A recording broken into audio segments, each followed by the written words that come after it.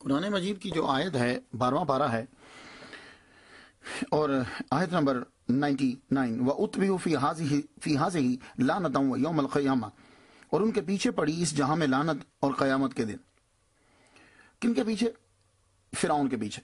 فرعون جو ہے اسے رامسی سے ثانی کہتے ہیں۔ یہ آپ دیکھ رہے ہیں، یہ وہ فرعون ہے کہ جو موسیٰ علیہ السلام کے برابر آیا تھا اور اپنے آپ کو اس نے کہا تھا کہ میں انا ربکم الاعلی، میں تمہارا سب سے بڑا رب ہوں۔ تو اس کو سزا اس کی دیکھیے کہ سر اس کا بالکل جھکا ہوا ہے اور لوگ جو ہیں وہ اسے دیکھ رہے ہیں، آ کر ٹکٹ لگا کر آ کے دیکھ رہے ہیں اسے۔ یہ وہ جو ایک دور میں اپنے آپ کو بڑا رب کہا کرتا تھا۔ رب تعالیٰ نے یہ کہا تھا فَالْيَوْمَ نُنَجِّيكَ بِبَدَنِكَ لِتَكُونَ لِمَنْ خَلْفَكَ آیَةً، ہم تیرے بدن کو بچا کے رکھیں گے۔ آپ دیکھ لیجئے اس کا بدن بالکل بچا ہوا ہے۔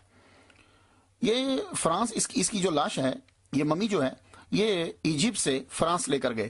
فرانس پورے ڈاکٹروں کی ایک ٹیم اور ڈاکٹر مورس جو ہیں بکائے انہوں نے بھی اس کے اوپر جو ہے وہ اس ٹیم کے سربراہ تھے، وہ اس پہ ریسرچ کر رہے تھے۔ باقی ڈاکٹر بھی اس کے اوپر ریسرچ کر رہے تھے۔ باقی ڈاکٹر یہ سوچ رہے تھے کہ ممی جو ہے حنوط کیسے کی جاتی ہے، لیکن ڈاکٹر مورس جو تھے وہ یہ سوچ رہے تھے کہ یہ بدن بچا ہوا کیسے ہے۔ پھر وہ کہنے لگے کہ نمک کی وجہ سے جو ہے وہ بچ گیا ہے، لیکن میں یہ کہتا ہوں کہ اگر یہ نمک کی وجہ سے بچا ہے تو 2 لاکھ اور بھی تو اس کے ساتھ ڈوبے تھے، وہ بھی نمک کی وجہ سے بچ جاتے۔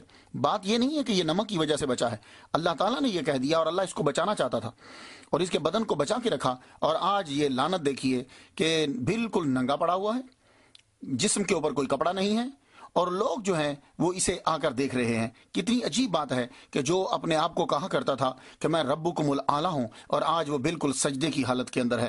تو خواتین و حضرات، یہ چیز دیکھنے کے بعد کسی نے، جب ڈاکٹر ماس بکائے ریسرچ کر رہا تھا اس کے اوپر، تو کسی نے اس کے کان میں یہ کہہ دیا کہ قرآن مجید کے اندر پہلے سے مسلمانوں کا یہ دعویٰ ہے کہ اس کا تذکرہ ہمارے قرآن میں پہلے سے ہے۔ کہنے لگا یہ ہو ہی نہیں سکتا۔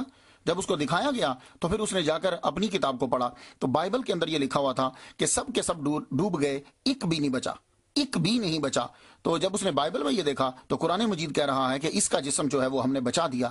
اب اس کو یہ ٹھانی کہ میں قرآن مجید کو غلط قرار دوں، سو اس نے عربی بھی پڑھی، قرآن کا مطالعہ کرنے لگا، لیکن پھر the Bible, the Quran and science, اس کو یہ لکھنا پڑا کہ قرآن مجید نے جو یہ کہا ہے وہ بالکل سچ ہے۔ قرآن مجید کی ہر بات جو ہے وہ سچ ہے۔ اس دور میں کہ جب ٹیکنالوجی نہیں ہوتی تھی، قرآن نے بہت ساری چیزیں جو ہیں وہ ہم پر واضح کی۔ آپ دیکھ رہے ہیں یہ اصل میں سبق ان لوگوں کے لیے ہے، خصوصی طور پر میری نیو جنریشن کے لیے، جو ابھی لڑکے آ رہے ہیں، وہ اس سے اندازہ لگا لو کہ 3500 سال کے بعد سر گرافٹن سمتھ نے یہ لاش نکالی تھی۔ وہ لاش چھپا نہیں سکے، لاش کو لوگوں کے سامنے واضح کر دیا، کیونکہ اللہ تعالیٰ دکھانا چاہتا ہے کہ میرا جو میں نے نازل کیا اپنے نبی کے اوپر قرآن، وہ بالکل سچ ہے۔ تو خواتین و حضرات، جب یہ قرآن مجید سچ ہے، قرآن مجید کی ہر بات سچ ہے، اسی طرح قرآن نے جو کہا ہے اخلاقیات کے بارے میں، معاملات کے بارے میں، وہ بھی سچ ہے۔